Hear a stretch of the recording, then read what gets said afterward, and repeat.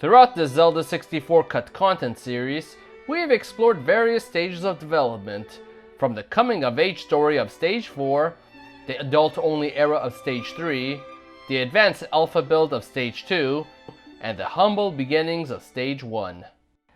But before all that, one prominent trailer existed at the Nintendo 1995 Shoshinkai Event that showcased the very first trailer of the soon-to-be legendary game, featuring a very different looking Link facing off against a Silver Knight. However, we never saw this build of the game again. So what happened to the Stage 0 build of the game? After 26 years, we finally have answers from the very creator of this build, Giles Goddard, in a recent interview. And this build was beyond what we imagined, and even featured Portal technology before the game Portal was even conceived. So today on Cut Content, we explore the very original and lost build of The Legend of Zelda Ocarina of Time. Before we begin, please hit the subscribe button and hit the notification bell too to further support us and keep creating new videos. 1994, an era in gaming where the 16-bit era was coming to a close and 3D gaming was looking like the future. Nintendo, much like its competition, Sega and the soon-to-be Sony, planned to make this jump. And so, on June 23, 1994, Nintendo announced the Ultra 64. Like with any console, many series were expected to make this transition to full 3D. Therefore, Nintendo had planned to showcase a few of these games during their event, the Shoshinkai 1995. These games included Super Mario 64, Kirby Bowl 64, Mario Kart 64, and Zelda 64. While some of these had gone deep into development, such as Super Mario 64, their second flagship series, The Legend of Zelda, had barely been touched. Going back to 1993, the game Star Fox had hit the Super Nintendo, featuring a fully three-dimensional game made by a collaboration between Argonaut Software and Nintendo EAD.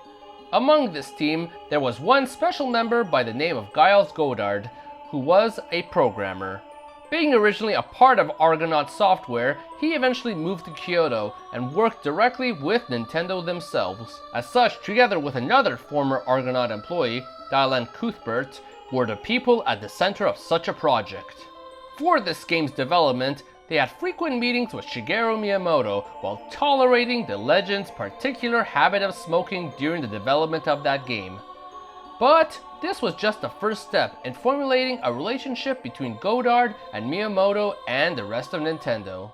And so, with the success and technological advancement of Star Fox and what was supposed to be a 2D console, this new tie to the company gave Goddard new opportunities, including being the one who developed the ever-popular interactive face of Mario and Super Mario 64. Soon, however, came a very prominent day.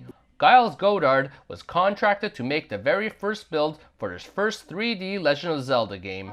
Now jumping way forward to the July 2020 Gigaleak, a never-before-seen model of Link was found that was made on the Super FX chip, the very same chip that was used to make the 3D capabilities of Star Fox and the Super Nintendo. The model was dated for July 1995, a month after the Ultra 64 was announced, and what it is a very bare-bones appearance of what Link looks and functions like in 3 dimensions.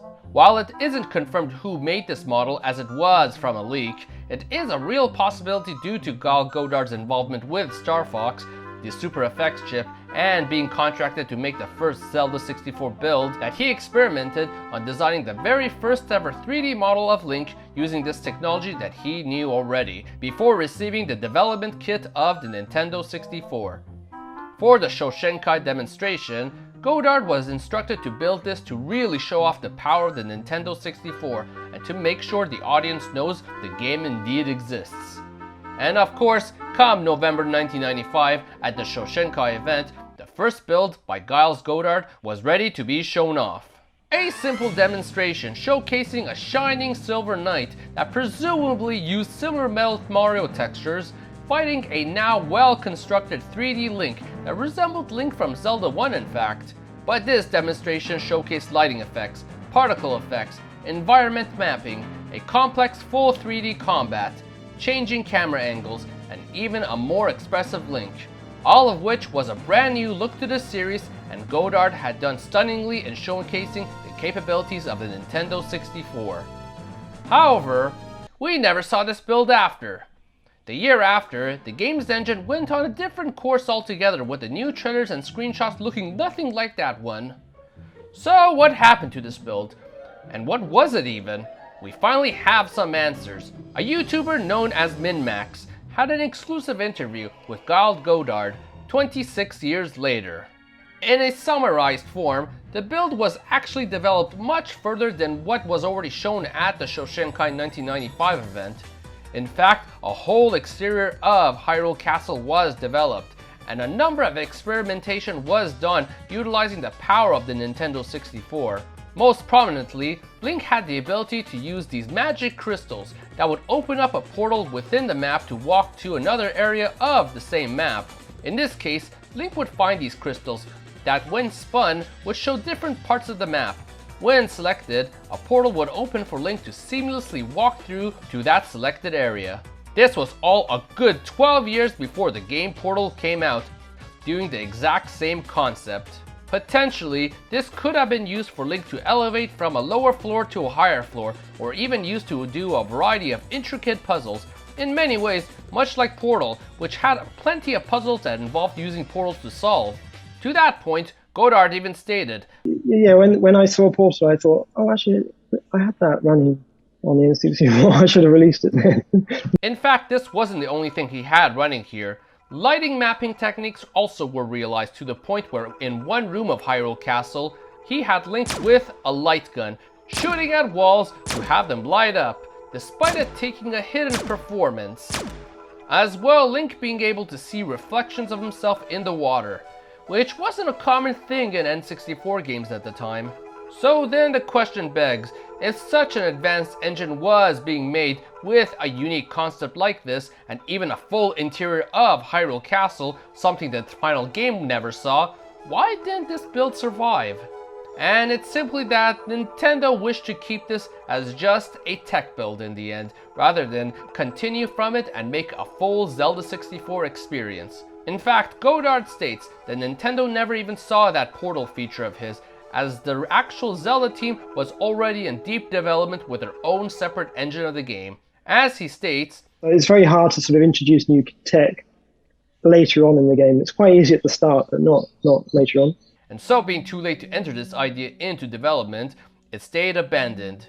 Therefore, these concepts were lost to time, as it was too late to implement into this new Zelda 64 engine. And this very first Zelda 64 trailer that we all assumed was in fact being built up as the first step to this long development cycle was really just a concept and a tech demo for the public.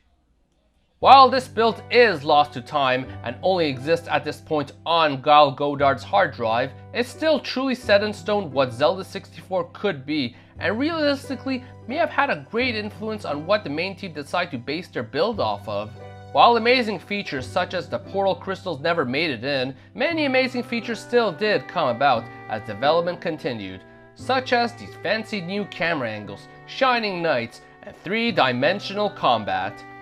As for Giles Goddard, the man who built the first iteration of Link in the third dimension that eventually spawned the series into many 3D entries, he left Nintendo eventually and in 2002 opened his own company, Vitae Inc., later known as Chuhai Labs, which developed a number of smaller titles including Steel Diver and Tank Troopers. And for those of you who have been watching this Legend of Zelda Ocarina of Time cut content series, from the bottom of my heart, thank you very much. Having been in the scene of cut content since 2003, I have seen and been in a community that dug deep in finding all these leftovers for this legendary game. And throughout this cut content series that has spanned a good 10 months covering everything I have learned and experimented on back then, and even encountered a surprise leak including the Gigaleak and the Overdump leak that we fully covered as well, I can happily say I have accomplished a long-term goal of delivering a complete series that showcases what was the cut content of Zelda 64. However, Zelda cut content is scheduled to continue with Majora's Mask coming up. However, we are planning to fully cover Era Zelda next. What it was, what its history is, what it was supposed to be, what we got in the form of Master Quest, and what was even found within the Gigaleak. Though while Ocarina of Time cut content itself may be complete for the time being, new leaks and content may be found over time. And as they are, I'll definitely plan to return to this and cover it. So hit the subscribe button, for I'll plan to be back with more Zelda and other games cut content too. Hit the like button and comment below if you would have liked if Zelda 64 continued from this lost build, including the portal features. So everyone, thank you for watching!